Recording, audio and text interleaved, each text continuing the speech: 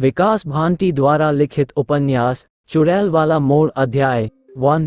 घनी सी रात में वो थरथराई सी हाईवे पर खड़ी थी। हर आते जाते मुसाफिर को हाथ देती।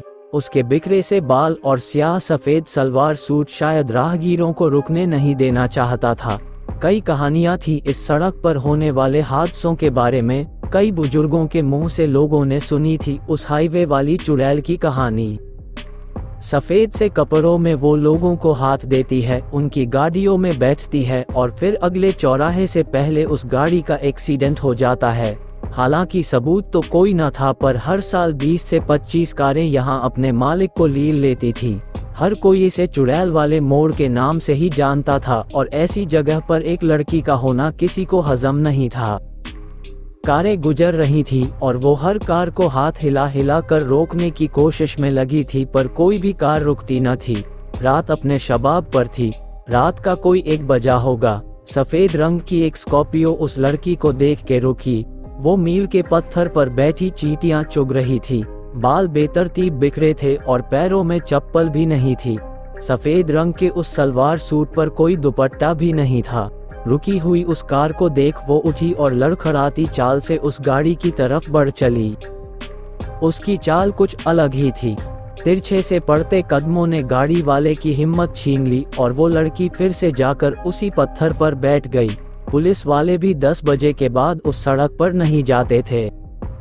संकेत अपनी कार में पुरानी फिल्मों के गाने बजाता हुआ उस मोड़ के काफी करीब था कि गाड़ी हिचकोले खाने लगी।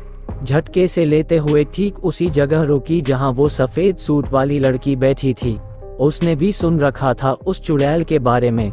गाड़ी रुकते ही उसकी धड़कन पहले तो एक पल के लिए रुकी, फिर बेतहाशा दौड़ने सी लगी।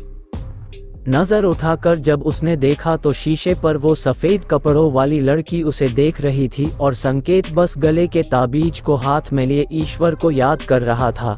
संकेत की हिम्मत भी नहीं पड़ रही थी कि उस ओर देख भी पाए। कुछ पल की खामोशी के बाद कार के शीशे पर दस्तक होनी शुरू हो गई। भगवान का नाम लेते हुए संकेत ने गर्दन उठाई।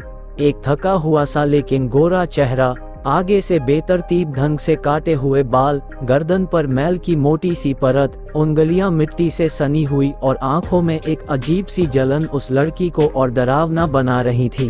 संकेत ने फिर से अपनी गाड़ी की चाबी घुमाई, पर वो पुरानी कार घड़ घड़ करके बुझ गई। संकेत ने फिर से लड़की की तरफ देखा। वो अभी भी शीशे पर घबराई हुई दस्तक दे रही थी।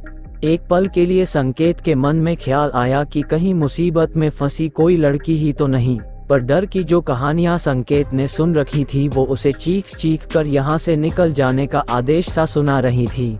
कुछ पल दिमागी जद्दोजहद के बाद संकेत ने शीशा नीचे कर दिया। यदि आप वीडियो अभी भी देख रहे हो तो प्लीज चैनल को सब्सक्राइब करें एवं वीडियो को लाइक करें। थैंक्स। मिलते हैं अगले पार्ट में, तब तक के लिए बाय बाय।